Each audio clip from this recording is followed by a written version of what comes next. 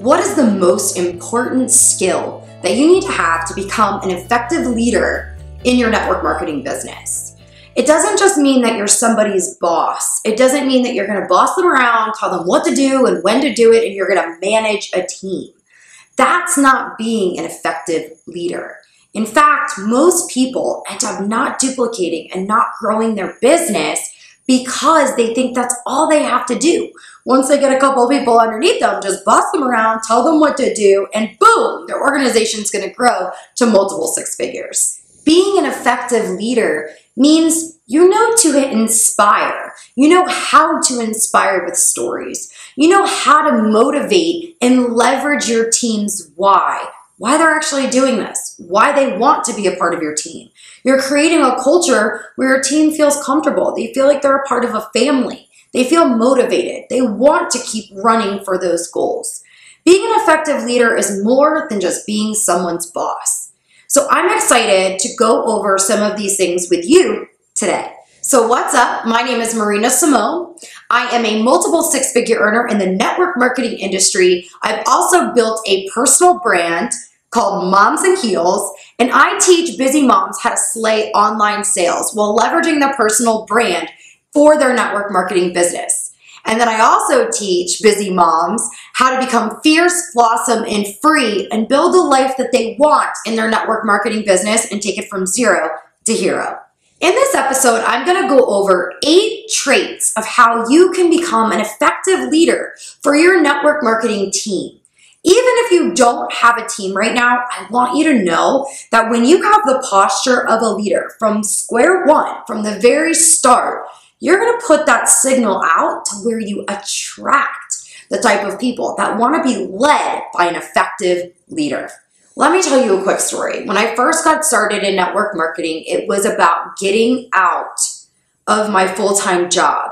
Now that I think back, I think that motivated me so much that sometimes it actually crippled me because all I could focus on was getting out of my job, and it wasn't positive. It was actually a negative feeling. It was something negative that was driving me. Even though it was something that pushed me, it didn't push me in a positive direction. So now looking back at things, I look at what was a positive motivation for me, and that was my daughter. I wanted to spend more time with my daughter. That's why I wanted to get away from my full-time job because I missed my daughter take her first steps. I didn't want to miss anything else in her life again. So I want to ask you this question. What is that why that drives you to build your network marketing business? If it's something negative, like getting away from something, can you shift it into something more positive?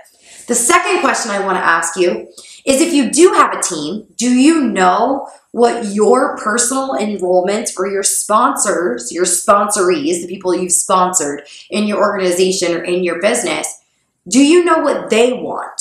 And are they maybe using something negative to drive their why? If so, being an effective leader, you can help them switch it into something positive. In episode 11, I put together this recognition freebie. It's a free download for you. It's going to be right here below. You'll see a big old button that says download your freebie here. If you missed it for last week, you can get it again this week. This will help you stay in touch with recognition and really how that drives your organization and builds some great culture. It's another great way to become an effective leader for your network marketing business.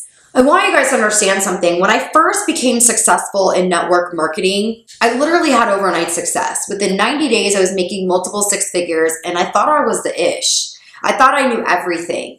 And what I quickly came to realize is that the day I stopped growing, so did my business.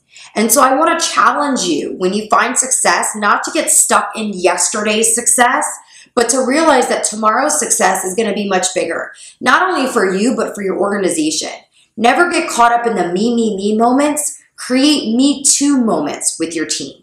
So let's get into the 8 traits. Number 1 is your time and money management skills. Yes, you need to have time skill sets. You need to manage your time wisely. What do I mean by that? It's kind of like when you binge watch Netflix, when you're trying to catch up on like 8 seasons of Game of Thrones, even though I know that's not on Netflix, you know what I mean. Or if you're binging on, I don't know, Shameless or all these other shows or Grey's Anatomy, right? You're like overloading your brain. Sometimes we do that with our network marketing business. I know because I'm #guilty. I've legit maybe gone 2 or 3 days without building my business or without prospecting or following up, and I get that feeling of guilt in the bottom of my stomach. Well, what ends up happening is we try to prospect and follow up with like 50 people in one day, and we either get thrown in Facebook jail because you can't do that, or what ends up happening is we get frustrated because we're not getting any yeses. So we try to throw all of our business into one day for the whole week, and we wonder why our business isn't growing. I want you to understand that even though the tortoise is slow and steady, that's legit how you want to build your business, but fast and steady, if that makes sense. So time management is important. What are those days that you're going to build your business? Are you showing your team as an effective leader that time management is important in growing your network marketing business? I want you to think about this for a second. If you schedule out your time of when you're going to prospect, don't you think you're going to be more effective? Don't you think it's going to be more efficient? Don't you think that maybe you're going to have better results? The answer is yes. So I want you to sit down and commit to certain days you're going to do certain things to build some income producing activities and have some time management in your business. The second trait is being disciplined. And this is a rough one for a lot of people.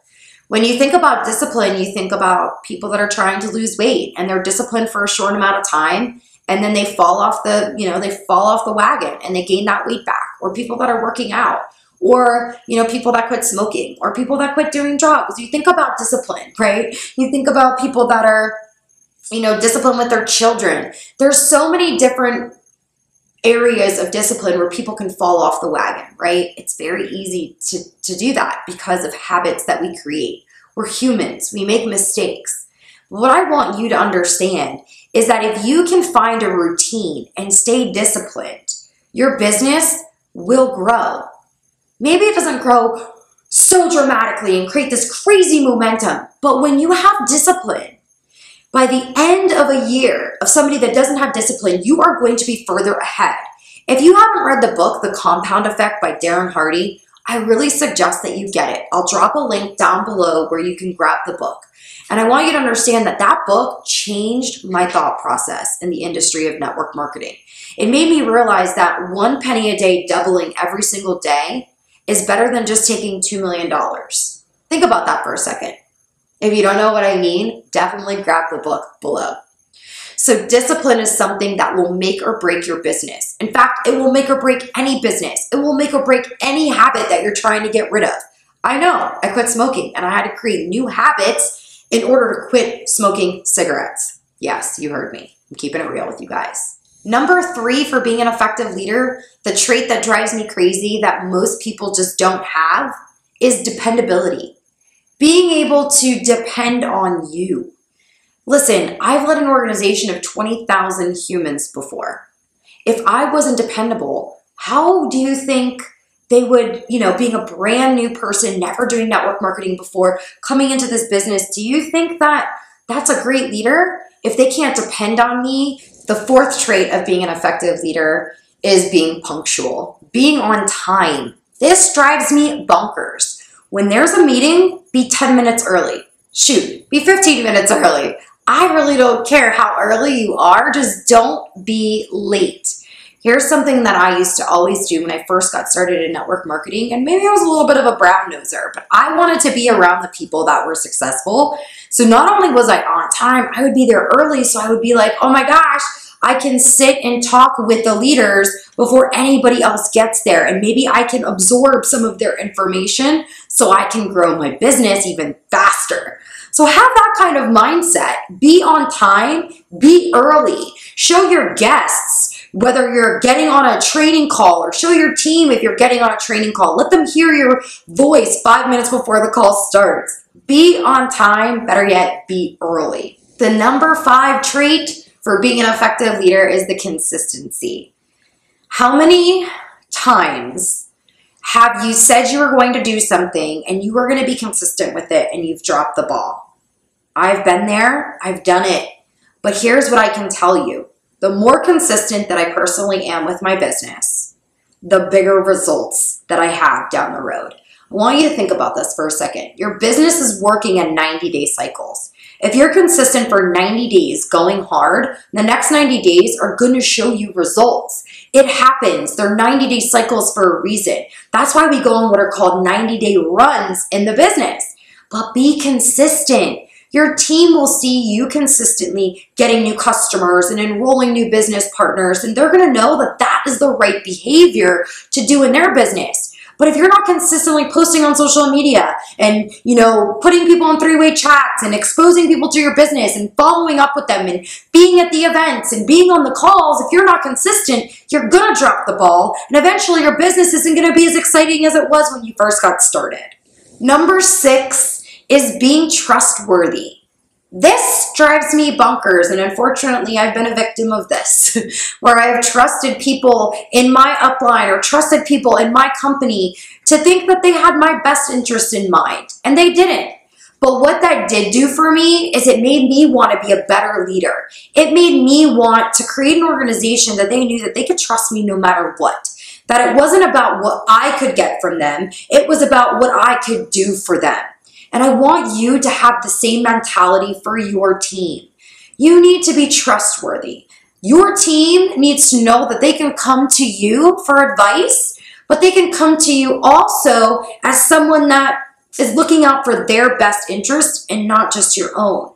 Think about this. You want to make money with your team, not off your team. Number 7 is avoiding distractions. I know life gets in the way. I know that sometimes things can happen where you just, don't want to work your business. I know that there's shiny pennies over here. This person's making $21,000 a month. I can make $21,000 a month if I go with that company. Oh, this person's doing that. I can go over here. Oh my gosh, the refrigerator broke. Now the car's got a flat tire. Oh, it's just my luck. You need to put blinders on. Stay focused on your why, like we talked about in the very beginning of this training. If you have blinders on and you're super focused on why you're doing this business, you will stay consistent. You won't let Joe Schmo from Alamo and his $21,000 a month get in your way and make you think that everything that you've worked for in your company is crap and there's a bigger paycheck over here. You're going to be so focused that you're going to avoid the distractions because you're going to remember why you're doing this. So, another trait of an effective leader, it's very, very simple. Avoid distractions. Number 8 is giving credit where credit is due. And this is something that I know for someone who's just coming up in the industry of network marketing, has never had recognition before. It's easy to get caught up in taking all the credit for your check and your team and your this and your that. Remember what I said earlier to create me too moments and not me, me, me moments? If your team feels like your rank advancement is their rank advancement and you guys all did it together, you're going to create a better culture. You're going to become a better leader by sharing all this information and sharing the celebration with them. When you share your wins with your team, it makes them want to keep running. It makes them want to keep working. But unfortunately, in the industry of network marketing, sometimes people get caught up in the me, me, me game. They forget that they didn't get there on their own. Give credit where credit's due. When you learn something from another leader, give them credit for it. They probably worked hard finding that information that they taught. Don't take it as if it's all yours. Now, if you put your own twist on it, you put your own 5 steps to it or 6 steps to it or whatever, then it's yours. But if you're taking and copying somebody else's stuff, you want to give them credit because they deserve that, right? So that's what effective leaders do. They give credit to those that really deserve it.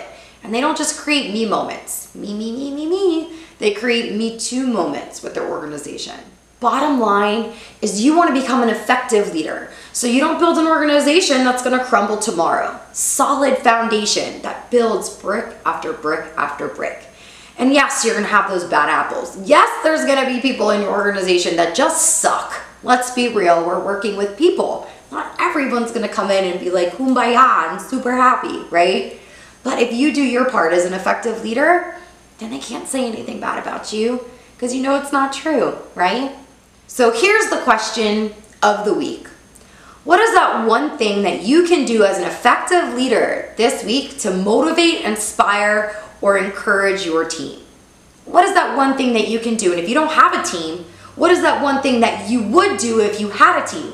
Drop a comment below. I would love to hear from you. And don't forget to grab your freebie. I'll see you next week. Don't forget to subscribe and turn on the notification bell so you get notified every single time I upload a new episode.